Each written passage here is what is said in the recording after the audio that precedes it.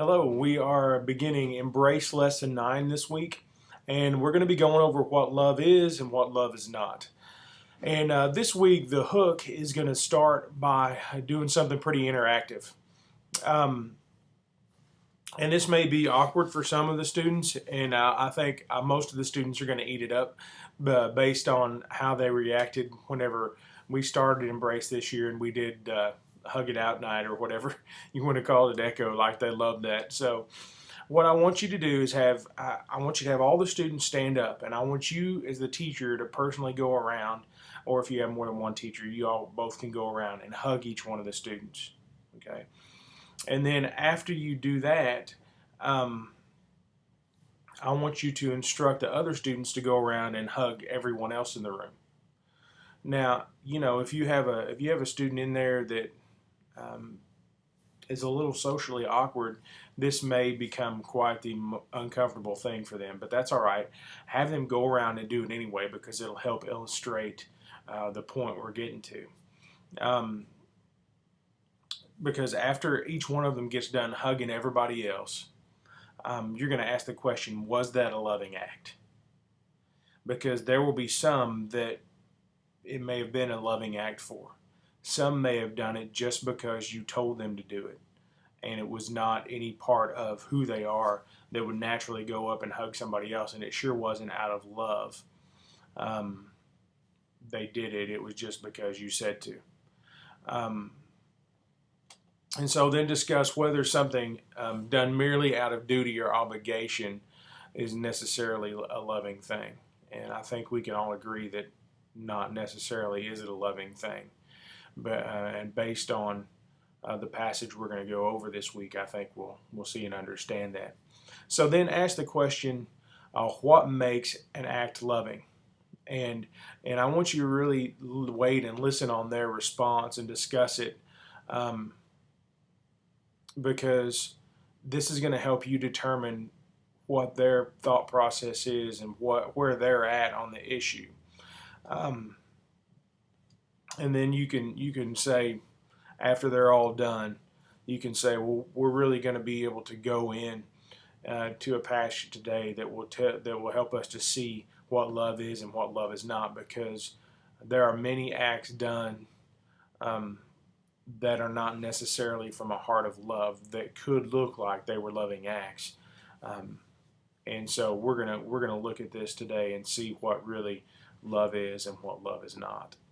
And so, it gets the students up, it gets them active, gets their blood moving a little bit, and also helps them begin to think about what is loving and what is not. This is a little side note. If at some point in your Sunday school lessons um, you get to the point where you feel like they're zoning out, you need to engage them and make them get up and move around. Because part of the deal is if you sit for too long, um, part of your brain's going to disengage and like they're just not going to absorb it. So, one activity that I might suggest if you feel like they're not locked in with you is to have them all stand up, and then you've seen those. What are they? The blow up things on the side of the road, and that the air blows through them all the time, and they start out down here and then they come up and they go like this thing, you know, and get up with them and make them do that like 2 or 3 times, and just let them be silly for a second, and then have them sit back down and refocus them on what you were going to do. Um, for some reason, that gets their blood pumping again, and it helps engage them. And so I think you'll have a better success of them retaining whatever you're trying to teach there. So just one little suggestion if you need something to re-engage them. So now let's look at the book and look portion. Okay, as we move into the book and look portions of the lesson, we're going to start in 1 Corinthians 13. Should be a pretty familiar passage with most of you all. May or may not be with the students. Um, I'm just impressed upon um, all the time how biblically illiterate um, this generation is, just because, for whatever reason. Um, but it may not be as familiar as we think it would be for some of these students in your classes. So let me read it to you, and then we'll go through these questions. If I speak in tongues of men and of angels, but have not love, I am a noisy gong or a clanging cymbal. And if I have prophetic powers, and I understand all the mysteries and all knowledge, and if I have all faith, so as to remove mountains, but have not love, I am nothing. If I give away all I have, and if I deliver my body to be burned, but have not love, I gain nothing. Love is patient and kind. Love does not envy or boast. It is not arrogant or rude. It does not insist on its own way. It is not irritable or resentful. It does not rejoice at wrongdoing, but rejoices with the truth. Love bears all things, believes all things, hopes all things, endures all things. Love never ends. So as we look at this passage today, um, we come to it, read it out loud, make sure that they hear the text, not just read it silently. For those students that learn audibly, it's very, very important that they hear it. So go through the questions now. Number one is, what are the things that Paul mentions in these verses that would have the appearance of love without actually being loving? He speaks about prophecy, speaking in tongues, sacrifice, even to the point of death, um, great faith, and generosity. I don't want you to get hung up on the whole issue of speaking in tongues. Not that it's not important. Um, it's just that that's not the focus of this lesson. We want to make sure that they understand what Paul was trying to convey here. And so, while he talks about that issue in particular back in chapter 12, that's not the issue that he's talking about here. So, how can one complete these things and not have love? Well, the answer to that is they do them out of a sense of obligation or duty, or um, even something more um, than that, which we'll look at down here in one of these other verses. But there's even a deeper motive than obligation or duty behind these sometimes. How can one complete these? Oh, I'm sorry, that's the one I just read. Um, what is the reward for someone who does these acts without love? The passage says you gain nothing. The individual has no benefit because these things are done without love, and in essence, they would be self-serving. And that is the deeper motive. Question number 4, how would these acts be self-serving? I mean, all of those acts described in the verses can be done to exalt the individual and can result in pride. So, what we want to do is then ask the students, how have you seen acts carried out that would seemingly be loving, but were actually self-serving? And you could give them an example from your own life, because we all know that times we have done things not for the benefit of another person, not because we really cared about them, but because it was going to help our cause. And ultimately, the root of that is pride. But I mean, think of things like students would go through. Have you ever done something for your parent to in order to gain something in return? Like, we all know this if we have kids. Like, if they come up and they tell you that you're the best mom or dad in the world, and like, what's our instant reaction? What do you want? Like, we know there's an ulterior motive.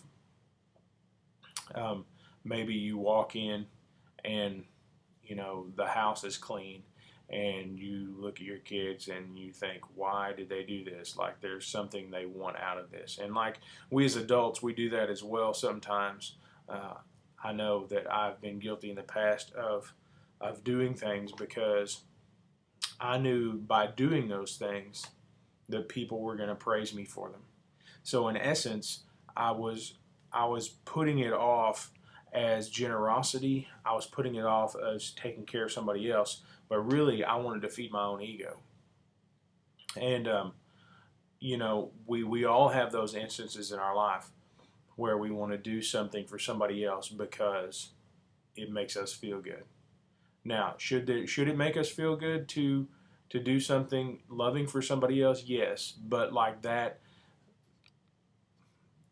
I think there's a distinction there between a giving of yourself and a getting. And if you are giving of yourself out of a true sense of love, there's not going to be a worry about am I going to get return on this. I'm not saying that you don't ever look for reward, because God all the time gives us instruction in His Word that if we will do things, that we will be rewarded for them. So that's not in itself a bad thing. But we all know that there are times that we can do these acts um, that is talking about here in 1 Corinthians 13, and they not be loving, which is what Paul says. And so, wait for them to give you some examples, and be ready with some examples of your own about how things have not been loving whenever you've done them for other people. So then we will go on, and let's have them make a list from this passage of what love is not. And you can see there we've got envious, boastful, arrogant, rude, selfish, or seeking its own way, irritable, resentful, rejoicing in wrong. Um, and so ask the students how those things, how those characteristics have manifested themselves in their lives towards family and friends. Now, I particularly chose family and friends because we're the most comfortable around family and friends. And a lot of the times, like, we will do things for strangers that out of a sense of love that we would not do for family and friends out of a sense of love, just because we take them for granted. Or, the old saying, familiarity breeds contempt. Like, we don't let family and friends slide as much as we do other people sometimes. And therefore, because we know them so well, we are irritable with them. And that is not loving. We're resentful towards them because they should know better than to do that, because we've discussed it 100 times, and I'm not going to forgive them over that issue. So there's a whole myriad of ways that we are more, that these things that are not love show up in our life among people that we are very familiar with, rather than ones that we don't. So, um,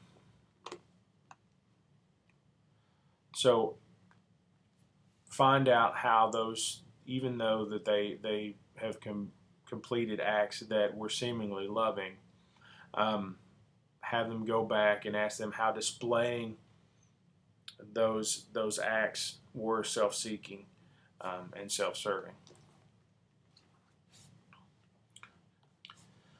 Okay, as we're looking at this, it's important to understand the background of why Paul is giving them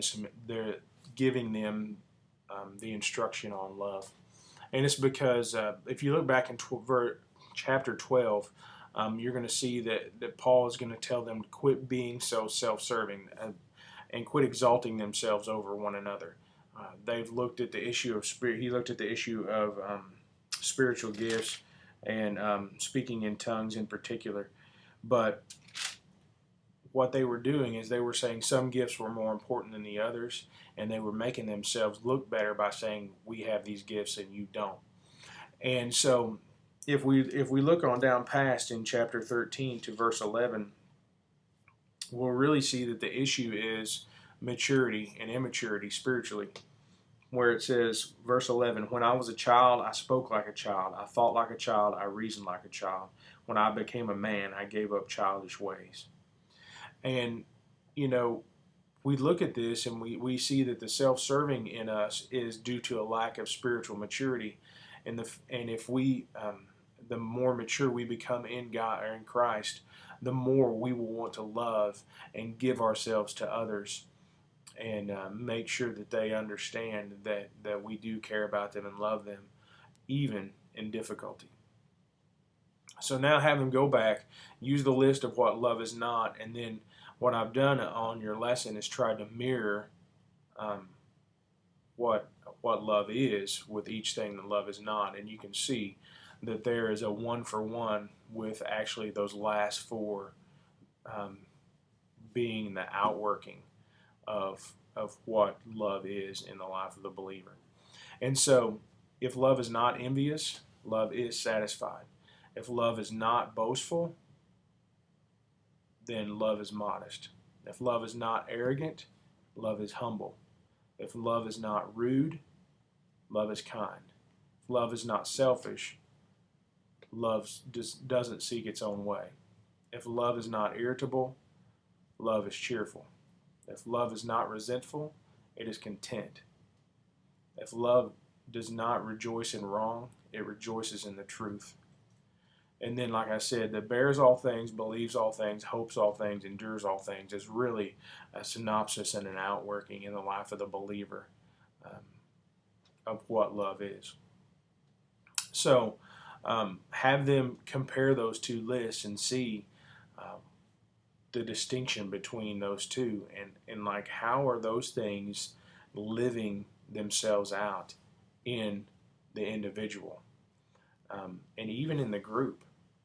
Like, how are you doing as a group to make sure that love is exhibited and that you have love in your life for other people? So, um, then have them go back to those situations that they gave where they completed um, tasks or did things for their family and friends that weren't necessarily loving, and ask them, how would those things be different if you had done them from a heart of love toward the other person, and see what they would say. And maybe you'll be able to work through some specific scenarios with them. And this lesson could really be an opportunity for them to work through some issues that they've had in the past with people. So don't miss that opportunity if it presents itself. As we're looking at the issue of love, and we look at those definitions, for somebody that's experienced an atmosphere of love their whole life, like, this may not be a big deal. But for kids that have gone through a great amount of difficulty, whether that be from, abuse, divorce, um, the list could probably be endless of difficult situations that students have been in. Like, it may seem impossible for them to look at this and say, how can I be those things? And the thing is that you want to validate that and say, yeah, it is impossible for you to be loving to people that have hurt you. But that's the real thing that we have to understand, is that we have the Spirit in us as believers, and He's the one that will begin to work these things out and create these things in us. In my flesh, I'm not satisfied. I am envious of other people. But by the Spirit, I can learn to be satisfied in God and the blessings that He gives me. In my flesh, I want to be rude to people. But by the Spirit, I can be kind to even people that are rude to me. And you could go on and on with each one of those things, but it's only by the power of the Holy Spirit working in the life of the individual are we able to do any of these things. And so it really is an issue of spiritual maturity, that the more that we let the Word wash us, and the more that we let the Spirit work in our life, the more we're going to be able to be loving in situations that in our flesh we would not be able to be loving. And so make sure that they understand it's not just, I'm going to gut this out and I'm going to will it to be, I'm going to love somebody else, because that does not translate. Like, inherently, people know, how can I love somebody that hurts me? They know inside them that, like, that's not even possible. So we have to make sure that they understand that this is an outworking of the Spirit in their life, and that He's the one that changes them, not just, I'm going to will it to happen. So Um, as we go on, we have question number 5. How do we get this type of love if you do not have it? It's a very legitimate question that probably people ask themselves without ever voicing it. 1 Corinthians 14 says, verse 1 says, pursue love,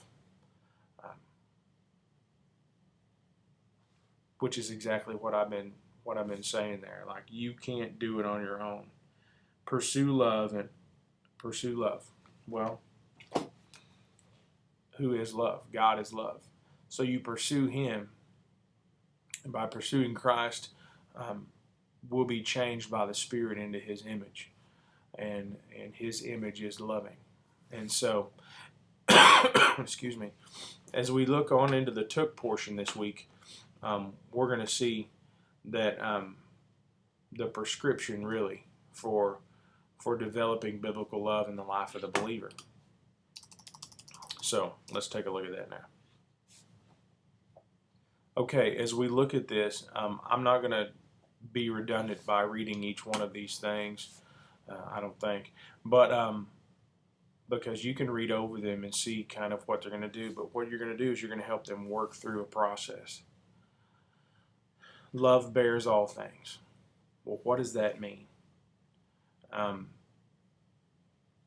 As a believer, you're to bear the weaknesses of less mature believers, and so have the students write down ways that they can help those less mature than themselves. It also requires you to forgive those who have wronged you in the past. This one's going to be really difficult because there may be some issues that are major that these students feel like they have been wronged in, and so have them write down who they need to forgive, and then ask them if they're ready to forgive that person. Don't ever force them to do that, because if they just do it out of a sense of this person wants me to do it, and it's not from the heart, it's not helping anybody. So if they're not ready, talk about what's holding you back from forgiving them, and then help them work through that process. If they are ready, have them pray a prayer of forgiveness that, Lord, I give this to you and I forgive them for what they've done to me. And, because most likely if they leave your classroom not having done that, whenever they're ready to offer forgiveness, they're not going to do it on their own. And sometimes they just need the help and encouragement of somebody being there with them saying, yeah, this is what needs to happen. So, number 2, love believes all things. And it's not believing everything, it's believing the promises of God. So, find particular issues that deal, or particular scriptures that deal with issues that are preventing them from being a loving person towards others. And then challenge them to believe what God's Word says about that particular issue. That's what faith and trust is about in God, is believing the promises of God that He's given us. It hopes all things. Now that could be very, in the mind of a student, could be very, broad. But we need to help them understand hopes for the fulfillment of the promises of God. Hopes for things that are not seen. Hopes for the best for people. Hopes for heaven and more grace then and now. Hopes for that all unbelievers will repent and receive salvation. It's super difficult for you to be angry with those that you're praying for, and especially those that are unbelievers. And if you're praying for their salvation, God's going to begin to develop a heart of love for that individual if you're praying for their salvation.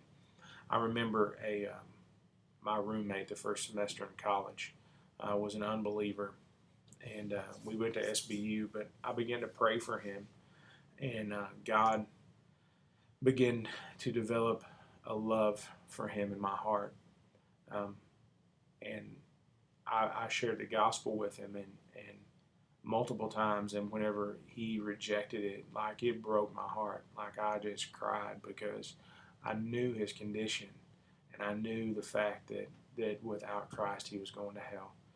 And it really broke my heart, and God really did develop a love for me, or a love for him in my heart.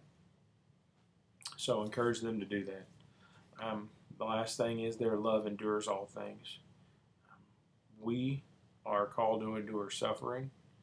We're called to endure temptations, persecutions, inconvenience, even to the point of death itself. But it's not in vain. It says there, it is all in love for the sake of the other, for the sake of the gospel, and for the sake of Jesus Christ. James 1:12 says, "Blessed is the man who remains steadfast under trial, for when he has stood the test, he will receive the crown of life which God has promised to those who love him." You know, like we're called to identify with Christ through suffering. And so we are to endure. We're to persevere to the end. And if we will if we will put these things up before our eyes on a daily basis, if you're to bear all things, believe all things, hope all things, endure all things, and if we make those the focus of our life to carry those out, then God is developing in us a heart of love for other people. And you know, it may be those things that they have to do this on a daily basis. You and I both know that sometimes we have to lay things before God, if not only on a daily basis, but maybe on an hourly basis, on a minute-by-minute basis, because there are some issues in our life that are so difficult, we have to give them up continually to God, and we have to say, you're going to have to do this in me because I don't have the power to do it. And so that is ultimately what Paul was teaching here, is he wanted them to remove the self-exaltation and put Christ at the center of their life. And if they did that, then Christ would develop love in them. And so the next several weeks, we're going to be looking at each one of these things in particular. The list that you made earlier in the lesson, what love is and love is not. We're going to be going over each one of those in particular. Like love is patient, love is kind. We're going to do those on separate weeks and really flesh out what those things mean in the life of the believer. And so you can be looking forward to that, but this is really a synopsis and a really quick synopsis of that passage that will take us weeks and weeks to break down and show how those things work out. But at any rate, that is lesson 9, and if you have any questions, give me a holler. Thanks.